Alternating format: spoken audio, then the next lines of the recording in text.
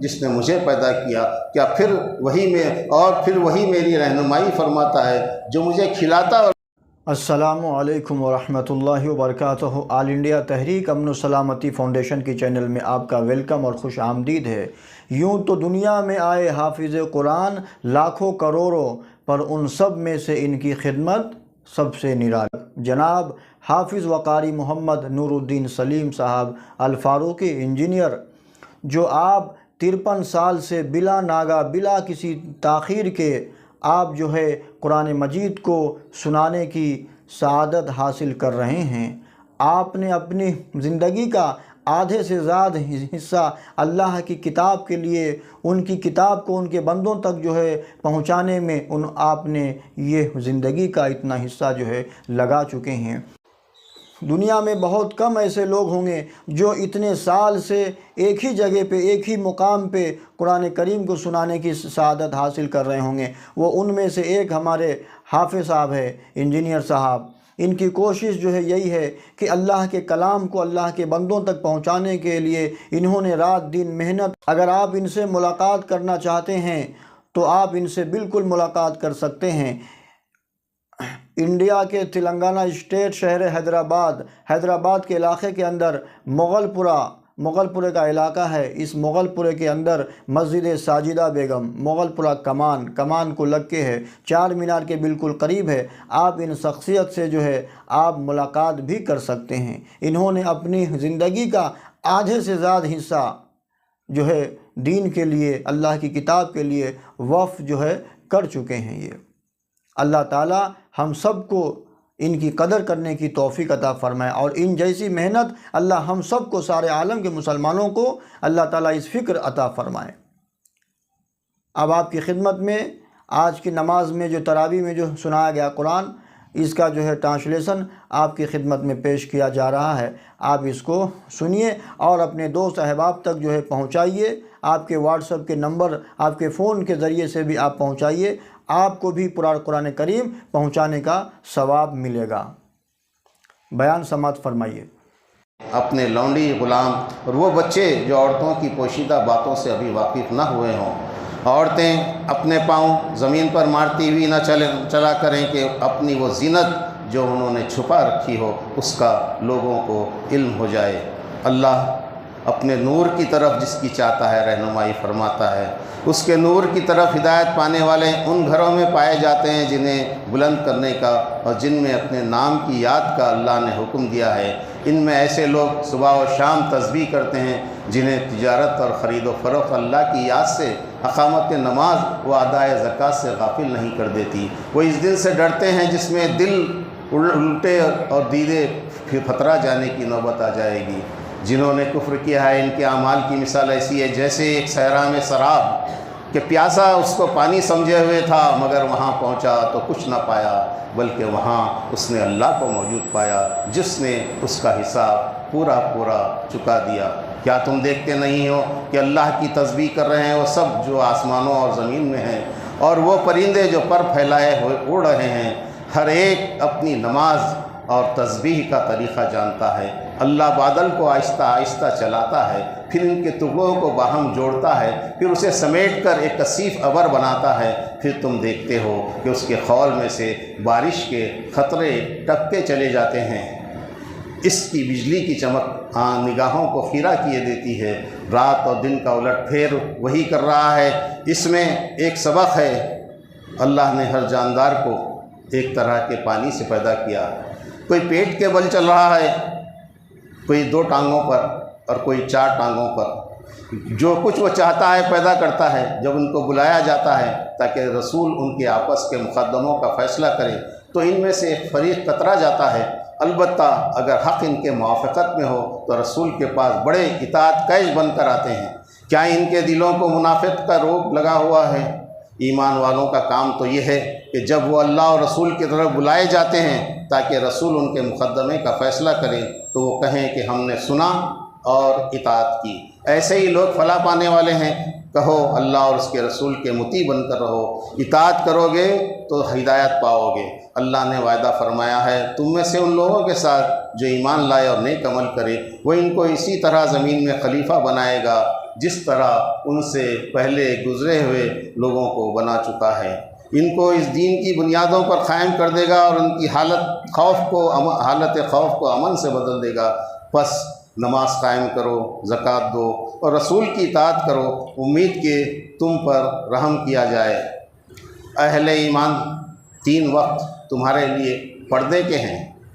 ان اوقات میں تمہارے لونڈی اور غلام اور تمہارے وہ بچے جو ابھی عقل کی حد کو نہیں پہنچے ہیں، اجازت لے کر تمہارے پاس آیا کریں۔ صبح کی نماز سے پہلے، دوپہر کو جب کہ تم کپڑے اتار کر رکھ دیتے ہو، اور عشاء کی نماز کے بعد۔ ان اوقات کے علاوہ بلا اجازت آئیں تو نہ تم پر کوئی گناہ ہے نہ ان پر۔ جب تمہارے بچے عقل کی حد کو پہنچ جائیں تو چاہیے کہ اس طرح اجازت لے کر آیا کریں جس طرح ان کے بڑے اجازت لیتے رہے ہیں۔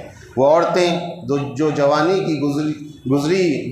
سے گزری بیٹھی ہوں اور نکاح کے امیدوار نہ ہوں تو وہ اگر پردہ نہ کریں تو اس پر کوئی گناہ نہیں، بشرطے کہ زینت کی نمائش کرنے والی نہ ہو۔ جب تم اپنے گھروں میں داخل ہوا کرو تو اپنے گھر والوں کو سلام کیا کرو، یہ اللہ کی طرف سے مقرر فرمائی ہوئی بڑی بابرکت اور پاکیزہ چیز ہے۔ مومن تو اصل میں وہی ہیں جو اللہ اور اس کے رسول کو دل سے مانیں۔ جب کسی اجتماعی کام کے موقع پر رسول کے ساتھ ہوں تو اس سے اجازت لیے بغیر نہ جائیں۔ اے نبی، جو لوگ تم سے اجازت مانگتے ہیں وہی اللہ اور رسول کے ماننے والے ہیں، اور جب وہ کسی کام سے اجازت مانگے تو جسے تم چاہو اجازت دے دیا کرو۔ مسلمانوں، اپنے درمیان رسول کے بلانے کو آپس میں ایک دوسرے کا بلانا نہ سمجھو۔ اللہ ان لوگوں کو خوب جانتا ہے جو تم میں سے ایسے ہیں کہ ایک دوسرے کی آڑ لیتے ہوئے چپکے سے کھسک جاتے ہیں۔ رسول کے حکم کی خلاف ورزی کرنے والوں کو ڈرنا چاہیے کہ وہ کسی فتنے میں گرفتار نہ ہو جائیں یا ان پر دردناک عذاب نہ آ جائے۔ سورہ الفرقان۔ لوگوں نے اللہ کو چھوڑ کر ایسے معبود بنا لیے ہیں جو کسی چیز کو پیدا نہیں کرتے بلکہ خود پیدا کیے جاتے ہیں، خود اپنے لیے بھی کسی نفع یا نقصان کا اختیار نہیں رکھتے، جو نہ مار سکتے ہیں نہ جلا سکتے ہیں، نہ مرے ہوئے کو پھر سے اٹھا سکتے ہیں۔ یہ لوگ قرآن کے بارے میں کہتے ہیں کہ یہ پرانے لوگوں کی لکھی ہوئی چیزیں ہیں جنہیں یہ شخص نقل کراتا ہے۔ کہو، اسے نازل کیا ہے اس نے جو زمین و آسمان کے بھید جانتا ہے۔ کہتے ہیں، یہ کیسا رسول ہے جو کھانا کھاتا ہے اور بازاروں میں چلتا پھرتا ہے؟ کیوں نہ اس کے پاس کوئی فرشتہ بھیجا گیا جو اس کے ساتھ رہتا اور نہ ماننے والوں کو دھمکاتا؟ کچھ نہیں تو اس کے لیے کوئی خزانہ ہی اتار دیا جاتا، یا اس کے پاس کوئی باغ ہی ہوتا جس سے اطمینان کی روزی حاصل کرتا۔ یہ ایسے بہکے ہیں کہ کوئی ٹھکانے کی بات ان کو سوچتی ہی نہیں۔ قیامت کے دن تمہارا رب ان لوگوں کو بھی گھیر لائے گا اور ان کے معبودوں کو بھی بلائے گا جنہیں آج یہ اللہ کو چھوڑ کر پوج رہے ہیں۔ پھر وہ ان سے پوچھے گا، کیا تم نے میرے ان بندوں کو گمراہ کیا تھا یا یہ خود راہ راست سے بھٹک گئے تھے؟ وہ عرض کریں گے، پاک ہے آپ کی ذات، ہماری تو یہ بھی مجال نہ تھی کہ آپ کے سوا کسی کو اپنا مولا بنائیں، مگر آپ نے ان کو اور ان کے باپ دادا کو خوب سامان زندگی دیا حتیٰ کہ یہ سبق بھول گئے۔ دیکھو، یوں جھٹلا دیں گے تمہارے معبود تمہاری ان باتوں کو جو آج تم کر رہے ہو، پھر تم نہ اپنی شامت کو ٹال سکو گے نہ کہیں سے مدد پا سکو گے۔ اے نبی، تم سے پہلے جو رسول بھی ہم نے بھیجے تھے وہ سب بھی کھانا کھاتے تھے اور کھانا کھانے والے تھے اور بازاروں میں چلنے پھرنے والے لوگ ہی تھے۔ اس روز حقیقی بادشاہی صرف رحمان کی ہوگی اور وہ منکرین کے لیے بڑا سخت دن ہوگا۔ ظالم انسان اپنا ہاتھ چبائے گا اور کہے گا، کاش میں نے رسول کا ساتھ دیا ہوتا، ہائے میری کمبختی، کاش میں نے فلاں شخص کو دوست نہ بنایا ہوتا، اس کے بہکاوے میں آ کر میں نے وہ نصیحت نہ مانی جو میرے پاس آئی تھی۔ اور رسول کہے گا کہ اے پروردگار، میری قوم کے لوگوں نے اس قرآن کو بے معنی سمجھ کر پس پش ڈال دیا تھا۔ ہم نے قرآن کو ایک خاص ترتیب کے ساتھ الگ الگ اجزاء کی شکل دی۔ جب کبھی وہ تمہارے سامنے کوئی عجیب سوال لے کر آئے، اس کا ٹھیک جواب ہم نے بر وقت تمہیں دے دیا اور بات اچھے انداز میں کھول دی۔ قوم فرعون، قوم نوح، عاد و سمود اور اصحاب رس اور بیچ کے بہت سے لوگ تباہ کیے گئے۔ ان میں سے ہر ایک کو پہلے تباہ ہونے والوں کی مثالیں دے کر سمجھایا، آخرکار ہر ایک کو غارت کر دیا۔ یہ لوگ جنہیں تم دعوت دے رہے ہو زندگی بعد موت کے منکر ہیں، وہ وقت دور نہیں جب عذاب دیکھ کر انہیں خود معلوم ہو جائے گا کہ کون گمراہی سے دور نکل گیا ہے۔ کبھی تم نے اس شخص کے حال پر غور کیا جس نے اپنی خواہش نفس کو اپنا خدا بنا لیا ہو؟ کیا تم ایسے شخص کو راہ راست پر لانے کا ذمہ لے سکتے ہو؟ کیا تم سمجھتے ہو کہ ان میں سے اکثر لوگ سنتے اور سمجھتے ہیں؟ یہ تو جانوروں کی طرح ہیں، بلکہ ان سے بھی گئے گزرے۔ وہی اللہ ہے جس نے رات کو تمہارے لیے لباس اور نیند کو سکون موت اور دن کو جی اٹھنے کا وقت بنایا، اور وہی بارش کے ذریعے مردہ علاقے کو زندگی بخشتا ہے اور بہت سے جانوروں اور انسانوں کو سیراب کرتا ہے، مگر اکثر لوگ کفر و ناشکری کرتے ہیں۔ پس اے نبی، کافروں کی بات ہرگز نہ مانو اور اس قرآن کو لے کر ان کے ساتھ زبردست جہاد کرو۔ وہی اللہ ہے جس نے وہ دو سمندروں کو ملا رکھا ہے، ایک میٹھا اور دوسرا تلخ، اور دونوں کے درمیان ایک پردہ حائل کر دیا ہے جو انہیں گڈمڈ ہونے سے روکے ہوئے ہے۔ وہی ہے جس نے پانی سے ایک بشر پیدا کیا، پھر اس سے نسب اور سسرال کے دو الگ الگ سلسلے چلائے۔ وہی ہے جس نے تم کو بشیر و نذیر بنا کر بھیجا۔ وہ زندہ ہے، کبھی مرنے والا نہیں۔ اس نے 6 دنوں میں زمین اور آسمان اور ان کے درمیان کی چیزوں کو بنایا، پھر عرش پر جلوہ فرما ہوا۔ رحمان کی شان تو کسی جاننے والے سے پوچھو۔ رحمان کے اصلی بندے تو وہ ہیں جو زمین میں نرم چال پہ چلتے ہیں۔ جاہل ان کے منہ کو آئیں تو کہہ دیتے ہیں تم کو سلام۔ اپنے رب کے حضور سجدے اور قیام میں اپنی راتیں گزارتے ہیں، جہنم سے خلاصی کے لیے اللہ سے دعائیں مانگتے ہیں۔ ان کا خرچ نہ فضول خرچی ہوتا ہے، نہ وہ بخل کرتے ہیں۔ اللہ کے سوا کسی اور معبود کو نہیں پکارتے، اللہ کی حرام کی ہوئی کسی جان کو ناحق ہلاک نہیں کرتے، اور نہ زنا کے مرتکب ہوتے ہیں جو جھوٹ کے گواہ نہیں بنتے، لغو چیز پر سے شریفوں کی طرح گزر جاتے ہیں، جنہیں ان کے رب کی آیات سنا کر جب نصیحت کی جاتی ہے تو اندھے اور بہرے بن کر نہیں رہتے اور اللہ سے دعائیں کرتے رہتے ہیں۔ ایسے لوگوں کا آداب و تسلیمات کے ساتھ استقبال ہوگا۔ سورہ شورى۔ اے نبی صلی اللہ علیہ وسلم، شاید تم اس غم میں اپنی جان کھپا دو کہ یہ لوگ ایمان نہیں لاتے۔ ان لوگوں کے پاس رحمان کی طرف سے جو نئی نصیحت بھی آتی ہے اس سے منہ موڑ لیتے ہیں۔ یہ جھٹلا چکے ہیں، عنقریب ان کو اس چیز کی حقیقت معلوم ہو جائے گی جس کا یہ مذاق اڑا رہے ہیں۔ ہم نے زمین میں ہر طرح کی عمدہ نباتات پیدا کی، اس میں ایک نشانی ہے، مگر اکثر لوگ ماننے والے نہیں ہیں۔ ہم نے موسیٰ سے کہا کہ فرعون کی قوم کے پاس جاؤ، پھر موسیٰ کی استدعا پر ہارون کو بھی ساتھ کر دیا۔ فرعون نے کہا کیا ہم نے تجھ کو اپنے ہاں بچہ سا نہیں پالا تھا؟ تو نے اپنی عمر کے کئی سال ہمارے ہاں گزارے، اس کے بعد کر گیا جو کچھ کہ کر گیا، تو بڑا احسان فراموش آدمی ہے۔ موسیٰ نے جواب دیا اس وقت وہ کام میں نے نادانستگی میں کر دیا تھا، مگر میرے رب نے مجھے رسولوں میں شامل فرمایا ہے۔ رہا تیرا احسان جو تو نے مجھ پر جتایا ہے، تو اس کی حقیقت یہ ہے کہ تو نے بنی اسرائیل کو غلام بنا لیا تھا۔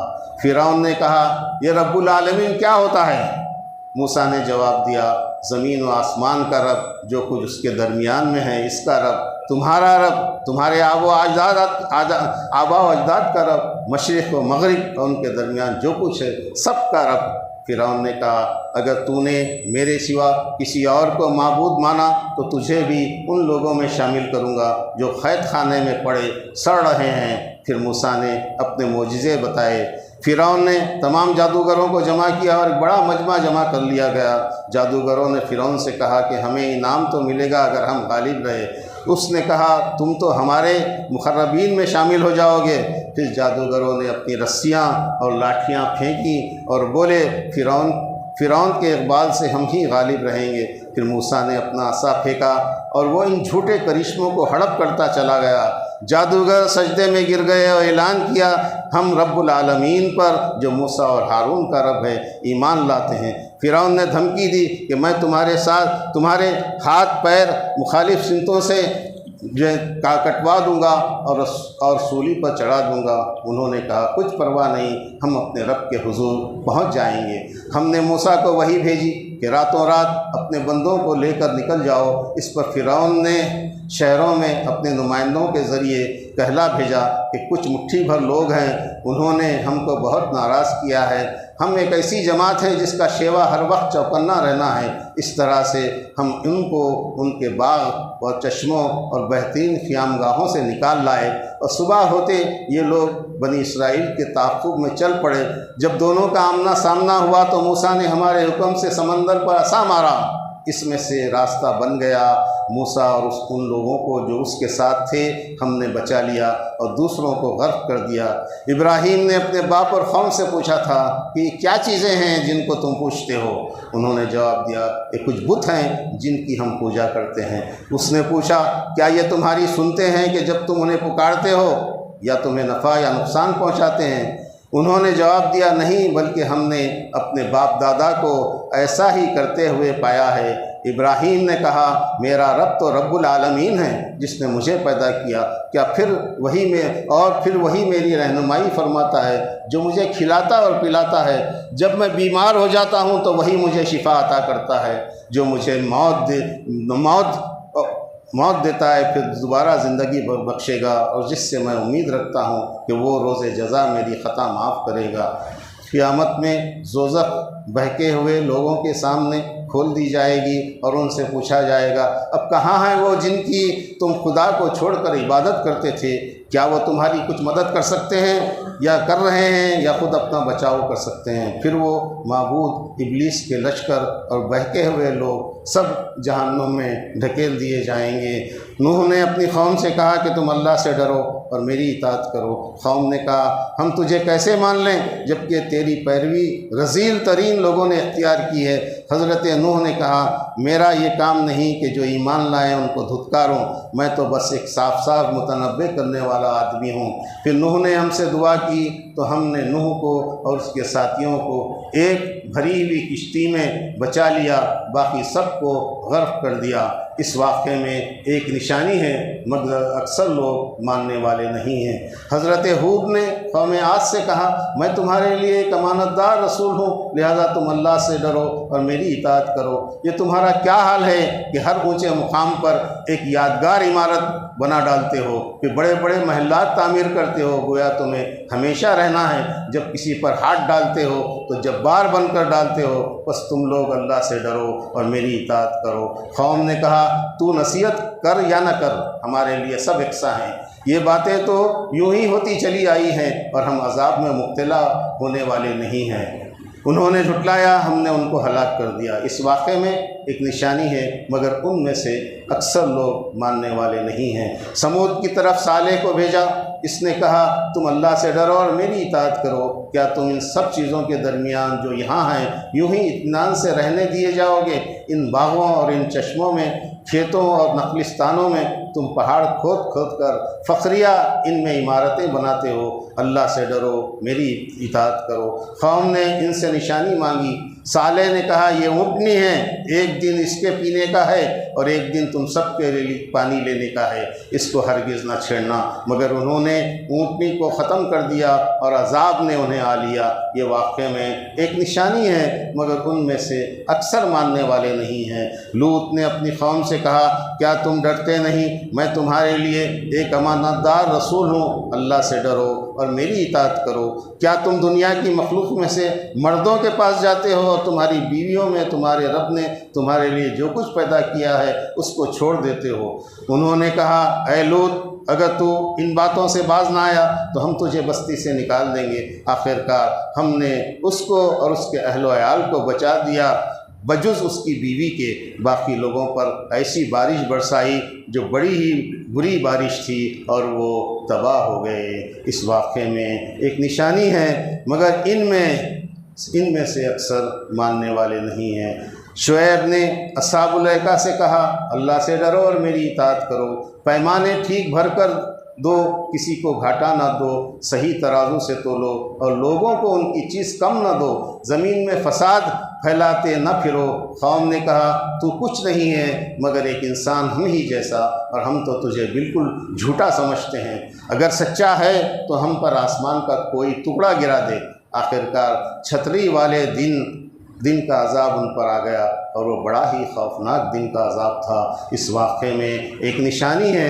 عربی زبان میں علماء بنی اسرائیل اسے جانتے ہیں، پھر بھی منکرین اس پر ایمان نہیں لاتے جب تک عذاب علیم نہ دیکھ لیں۔ اس کتاب مبین کو شیاطین لے کر نہیں اترے ہیں، یہ کام نہ ان کو سجتا ہے نہ وہ ایسا کر ہی سکتے ہیں۔ اے نبی صلی اللہ علیہ وسلم، اللہ کے ساتھ دوسرے معبودوں کو نہ پکارو، اپنے قریب ترین رشتہ داروں کو ڈراؤ۔ اہل ایمان میں سے جو لوگ تمہاری پیروی کریں ان کے ساتھ تواضع سے پیش آؤ اور اس زبردست رحیم پر توکل کرو۔ کیا میں تمہیں بتا دوں کہ شیطان کس پر اترا کرتے ہیں؟ ہر جالساز اور بدکار پر اترا کرتے ہیں۔ شعراء کے پیچھے تو بہکے ہوئے لوگ چلا کرتے ہیں۔ کیا تم دیکھتے نہیں ہو کہ وہ ہر وادی میں بھٹکتے ہیں اور ایسی باتیں کہتے ہیں جو عالمین ہیں جس نے مجھے پیدا کیا؟ کیا پھر وہی میری رہنمائی فرماتا ہے، جو مجھے کھلاتا اور پلاتا ہے؟ جب میں بیمار ہو جاتا ہوں تو وہی مجھے شفا عطا کرتا ہے، جو مجھے موت دیتا ہے پھر دوبارہ زندگی بخشے گا، اور جس سے میں امید رکھتا ہوں کہ وہ روز جزا میری خطا معاف کرے گا۔ قیامت میں